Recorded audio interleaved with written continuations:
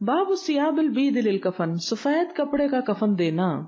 حدثنا محمد بن مقاتل قال اخبرنا عبد الله اخبرنا هشام بن عروة عن ابيه عن عائشة رضي الله عنها ان رسول الله صلی اللہ علیہ وسلم کفن فی ثلاثة اسباب، کہ نبی صلی اللہ علیہ وسلم کو کفن دیا گیا 3 کپڑوں میں، یمانیت یمنی، بیض سفید رنگ کے، سحولیت من کرسف، سحولیت بنے ہوئے تھے، من کرسف کاٹن کے یعنی سوتی تھے اور سوت کے بنے ہوئے تھے. اسی سے ہم دیکھتے کہ ہمارے ہاں بھی یہ چیز آئی ہے کہ عموماً کفن لٹھے کا ہی ہوتا ہے کیونکہ پیور کاٹن ہوتی ہے، کیٹی وغیرہ کا نہیں ہوتا کیونکہ اس میں مکس ہوتا ہے. لیکن یہ شرط نہیں ہے، اس کو یعنی ضرورت کے تحت جو بھی ملے انسان اسے استعمال کر لے، لیکن کفن میں زیادہ پیسے لگانے نہیں چاہیے اور زیادہ اسراف کرنا جو ہے وہ منع ہے.